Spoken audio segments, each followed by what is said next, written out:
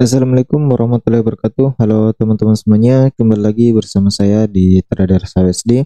Dan dimana pada kesempatan kali ini saya akan updatekan kembali ya untuk analisa SHUSD di tanggal 24 Oktober di hari Selasa, dan dimana di sini kita lihat harga masih mengalami konsolidasi ya. Dia mengalami konsolidasi dan sempat harga melakukan penurunan dari zona netralnya ya. Dia melakukan penurunan dan mencapai zona buy ke 2 dan kemudian melakukan kembali kenaikan mencapai zona netral ya, dan saat ini terjadi konsolidasi di area zona netral dan juga di area zona B1.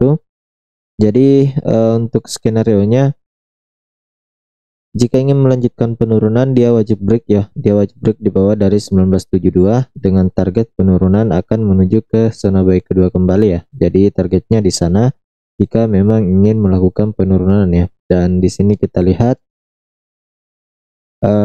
ini saya akan hapus dulu ya. Ya, di sini kita lihat harga dalam kondisi uptrend ya, dan sedang menguji area trendline-nya. Jadi kalau ini di breakout, maka skenario-nya akan terjadi penurunan dulu. Ya, dia akan melakukan penurunan dulu ke area ini untuk kemudian apakah akan kembali melakukan kenaikan dengan syarat dia tidak break di bawah dari zona buy kedua ya. Dan kalaupun dia melakukan penurunan ke zona buy ketiga, di mana di sini merupakan terdapat konfirmasi area yaitu resisten become support ya, yang dimana ini memiliki potensi untuk melakukan kenaikan signifikan ya, atau area retracement terakhirnya untuk melanjutkan kembali kenaikannya ya. Jadi untuk melanjutkan penurunan lebih lanjut dia harus break di bawah dari 1945.32 ya. Jadi targetnya di sana. Jadi untuk skenario pertama, jika dia mencapai zona buy kedua, kemungkinan besar akan koreksi ke area ini, kemudian melanjutkan kembali ke zona buy ketiga. Namun apabila ketika dia koreksi dan harga close di atas dari 1977, maka potensinya akan kembali melakukan kenaikan ya, dengan syarat dia harus break di atas dari 1982.41. Jadi untuk saat ini area zona buy ke 1 masih akan tetap kita ambil di area ini ya. Jadi ini juga masih bisa diasumsikan sebagai zona sell 1.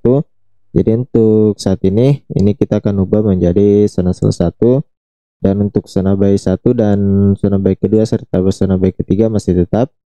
Jadi kini di sini kita akan hanya ubah untuk area zona sell-nya ya, yaitu di 1982.60 dan 1979 ya, 1979.62.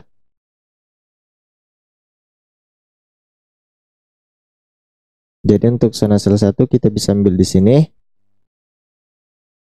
Untuk zona buy 1, zona buy kedua dan zona buy ketiga tetap ya. Untuk jika terjadi penurunan signifikan hari ini dan mencapai area supportnya yaitu di 1945, yang dimana di sini juga merupakan area demand yaitu di 1950 dan 1945, maka kita akan pantau apakah kita akan masuk buy ya. Kita nantikan saja seperti apa perkembangan untuk pergerakan hari ini dari sesi Asia sampai sesi Eropa ya. Dan untuk news hari ini ada news S&P ya, akan rilis pukul 20.45. Jadi untuk hari ini hati-hati juga karena tidak terlihat ada beberapa Miyazaki Impact ya. Jadi harap hati-hati karena biasanya kan ada sentimen dari luar USD ya. Jadi tetap hati-hati buat teman-teman semuanya. Jadi untuk saat ini akan menjadi zona sell kedua yaitu di 1992 sampai dengan 1995, dan ini akan menjadi zona sell ketiga ya. Jadi untuk zona sell ketiga yang kemarin kita hapus dulu. Jadi nanti kita akan updatekan jika sudah ada perkembangan pergerakan dari SLSD sendiri ya, akan menjadi zona sell kedua, kemudian ini menjadi zona sell ketiga ya.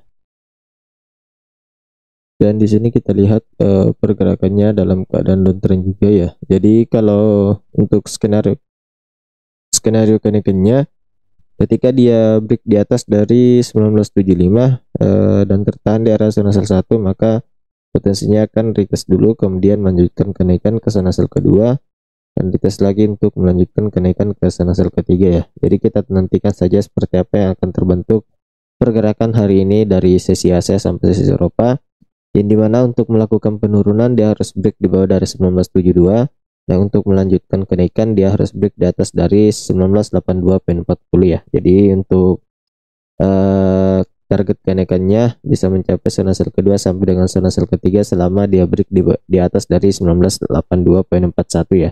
Dan untuk melakukan penurunan dia harus break di bawah dari 1972. Jadi untuk sementara itu dulu untuk update analisa SASD untuk hari ini di tanggal 24 Oktober 2023. Sekarang kita akan coba masuk ke indeks dolar. Untuk indeks dolar sendiri saat ini terjadi penurunan impulsif bearish ya.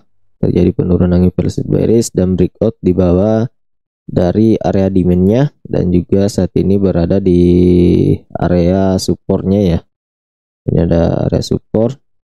Jadi untuk saat ini kita akan lihat saja perkembangan dari pergerakan indeks dolar ya. Ini saya akan hapus dulu. Dan di sini kita lihat dia juga sudah break area support di 106 ya. Dia sudah break juga. Jadi untuk skenario hari ini memungkinkan akan terjadinya lanjutan penurunan dengan target area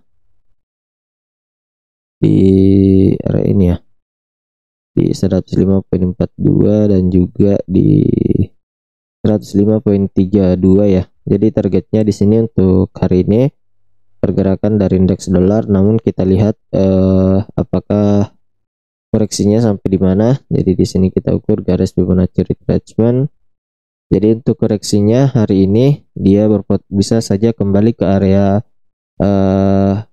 support yang sudah di breakout ya, untuk kemudian melanjutkan penurunan, dan minimal koreksinya di area ini ya. Dia terjadi satu dulu di area ini, kemudian melakukan penurunan, atau dia melakukan kenaikan dulu ke area Fibonacci retracement-nya untuk kemudian melanjutkan kembali penurunannya, atau membuat kembali higher low kemudian membentuk kembali lower low. Jadi untuk pergerakannya seperti ini dulu update analisanya pada indeks dolar, karena kalau kita lihat di sini terjadi impulsif bearish ya.